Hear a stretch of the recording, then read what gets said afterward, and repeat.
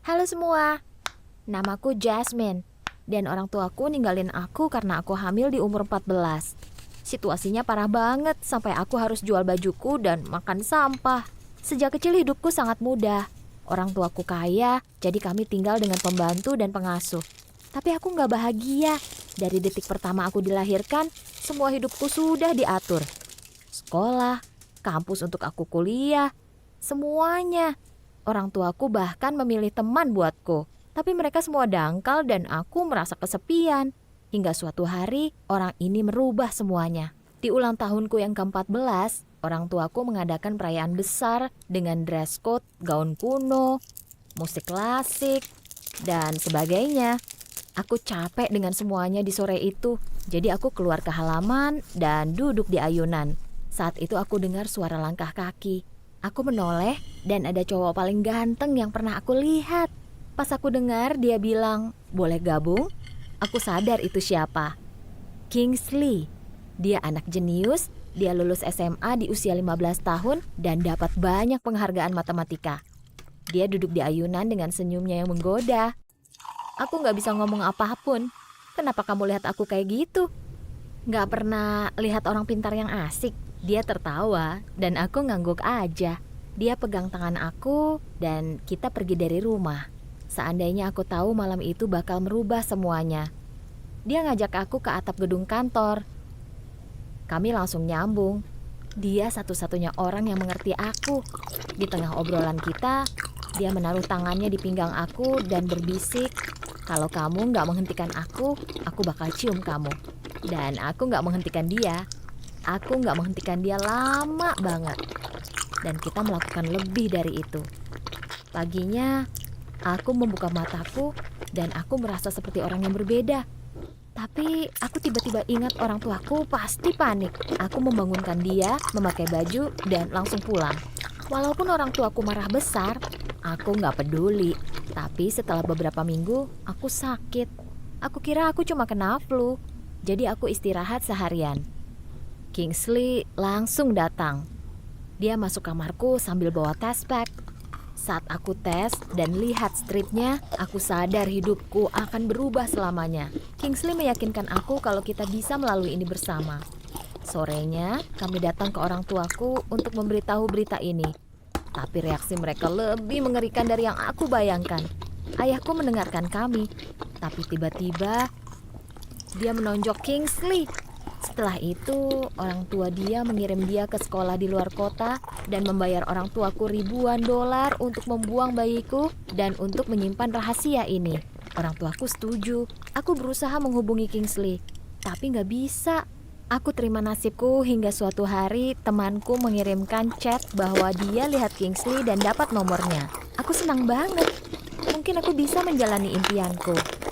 Aku duduk di kamar di tengah malam dan menghubungi dia. Teleponnya berdering lama banget sampai akhirnya dia angkat. "Ini Jasmine."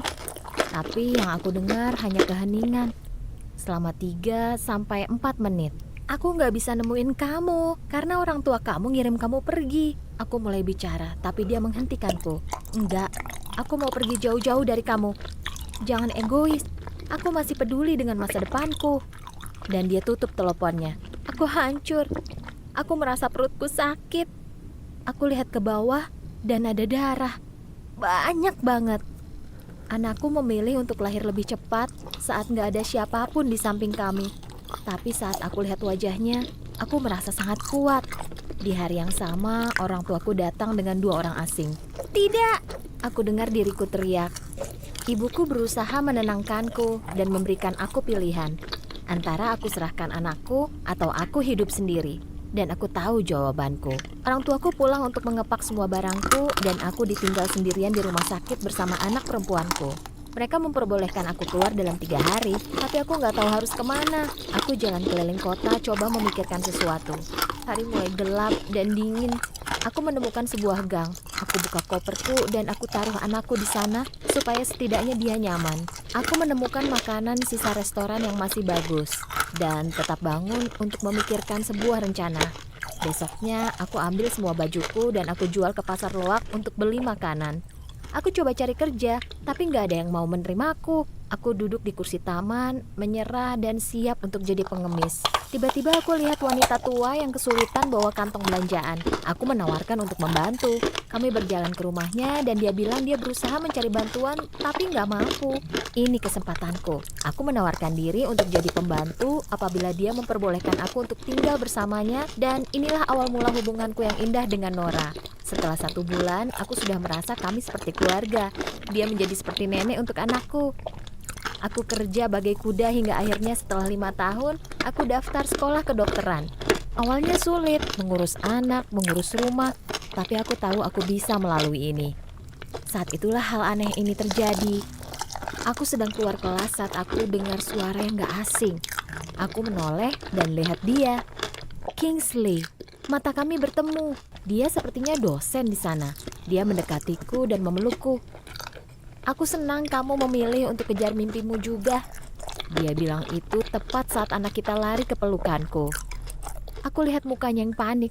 Dia bergumam. Aku gak bisa apa-apa selain mengangguk. Aku gandeng tangan anakku dan kami jalan keluar kampus dengan tatapan dia yang terus melekat pada kami. Karena setelah semua ini, aku belajar untuk meninggalkan semuanya yang menyakitiku dan berjuang semaksimal mungkin untuk mereka yang berharga bagiku. Dan itu yang akan aku lakukan untuk anakku. Suka cerita tadi? Jangan lupa untuk like, komen, dan subscribe pada channel kami karena ada video baru setiap minggunya. Aku tahu tentang orang tuaku itu, mereka meninggal waktu aku masih bayi.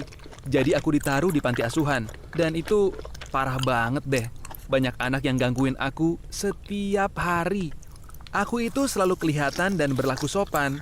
Jadi anak yang lain lihat aku kayak anak aneh. Gak lama kemudian, aku menemukan gudang kotor yang jadi tempat aku bersembunyi setiap hari untuk baca.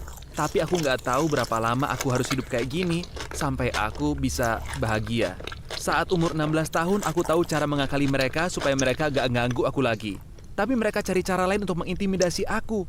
Seingatku, itu sudah tengah malam waktu aku dengar 3 anak umur 17 tahun berbicara. Salah satu dari mereka tahu cara untuk masuk ke sistem dan lihat data diri kita. Aku pura-pura tidur, tapi aku mau ikutan. Mau banget. Maksudku, siapa yang gak mau tahu apa ada orang yang menunggu mereka di luar sana? Jadi waktu mereka menyelinap keluar kamar, aku mengikuti mereka. Aku berusaha diam dan jaga jarak. Aku dengar mereka menyalakan komputer, berbisik, tertawa, lalu berbisik lagi. Aku pingin tahu, tapi kalau aku mendekat, aku bakal kelihatan dan kena masalah. Itu punya Ryder? Aku dengar salah satu suara mereka. Waktu aku dengar namaku, aku nggak tahan lagi. Dan rasa penasaran membuatku hampir mati, setidaknya secara mental. Karena saat mereka lihat aku, mereka marah besar. Mereka berdiri di depanku dan bilang hal yang paling jahat. Orang tuaku enggak meninggal. Mereka masih hidup, tapi mereka membuangku karena mereka enggak menginginkanku. Mereka bahkan mencari panti asuhan yang paling jauh. Sekarang aku tahu kalau aku nggak punya siapa-siapa. Ya setidaknya saat itu. Setelah itu, aku merasa waktu berjalan begitu cepat. Dan aku jadi semakin gelisah untuk keluar. Aku nggak tahu harus kemana. Dan nggak ada yang menunggu aku. Aku cukup pintar untuk hal akademik. Tapi nggak mungkin aku kuliah, tapi jadi tunawisma. Hari di mana aku keluar dari panti asuhan adalah hari paling aneh dalam hidupku. Aku keluar sama Tristan, salah satu anak panti. Saat kami keluar ke jalanan, Tristan menatapku sambil berbicara gagap. Tolong aku nggak tahu apapun. Beberapa tahun yang berat ini mengajarkan aku untuk tetap tenang dan bertindak cerdas. Jadi, aku mengajak dia ke papan pengumuman terdekat untuk cari kerja. Hal pertama yang aku lihat adalah catatan manis di sebuah kertas. Ada wanita tua yang mencari seorang untuk mengurus rumahnya dan membacakannya buku. Pengurusnya bisa tinggal di rumahnya, jadi aku nggak perlu khawatir jadi tunawisma. Aku hubungi nomor itu dan mengatur waktu wawancara. Kami menemukan kerja untuk Tristan juga. Sebelum kami berpisah, dia menghentikanku dan memberiku info paling gila. Dia bilang mereka bohong tentang orang tuaku. Mereka sudah meninggal. Mereka mencintaiku. Nama mereka Beckett dan Violet. Lalu dia mengeluarkan cincin dari kantongnya dan memberinya padaku. Seseorang meninggalkan cincin pernikahan ibuku waktu mereka bawa aku ke panti asuhan. Nama ibuku terukir di cincin itu. Tristan mencuri cincin itu untuk dijual, tapi dia berubah pikiran. Aku memeluknya, mengucapkan perpisahan, dan pergi untuk wawancara kerja. Wawancaranya berjalan lancar, dan beberapa bulan ke depan jadi lebih gila lagi. Ini sesuatu yang gak pernah aku bayangkan waktu aku masih kecil. Wanita tua bernama Jocelyn ini kaya banget. Dia punya jutaan dolar dan sebagian besar keluarganya sudah meninggal dan yang dia inginkan hanya teman. Tapi ada satu hal aneh yang aku temukan di tempat itu yang bikin aku kaget dan hidupku nggak pernah sama lagi setelah itu. Biasanya di sore hari aku akan jalan keliling rumah ya untuk lihat-lihat, mengagumi pemandangan dan lain-lain. Lalu aku lihat ruang kerja yang nggak pernah aku lihat sebelumnya. Aku buka pintunya dan sepertinya nggak pernah ada yang masuk ke sini selama 20 tahun. Tempat itu berantakan, penuh dengan puluhan baju, buku, foto. Aku lihat sekeliling dan aku dengar langkah kaki. Jocelyn berdiri di depan pintu. Matanya berair dan dia marah. Dia berteriak, "Ngapain kamu di sana? Keluar! Keluar!" Aku nggak pernah lihat dia kayak gitu. Nggak lama kemudian, dia mulai tenang. Dia duduk di kursi dan mulai menyampaikan cerita yang begitu menyayat hati tentang anaknya yang meninggal 18 tahun lalu. Mereka putus kontak karena dia lari dari rumah untuk menikahi wanita imigran yang nggak disetujui Jocelyn. Aku memegang tangannya untuk menenangkannya. Dan saat itulah dia melihat cincinku. Aku memakai cincin pernikahan ibuku dan dia menggila lagi. Dia berusaha melepasnya dari jariku dan bilang kalau aku pencuri. Aku berusaha menjelaskan kalau aku nggak mencuri ini, tapi dia nggak percaya. Hingga Jocelyn berdiri, membuka laci, dan mengeluarkan kotak cincin. Dia membuka kotaknya dan teriak, beneran teriak. Itu kayak replika dari cincinku.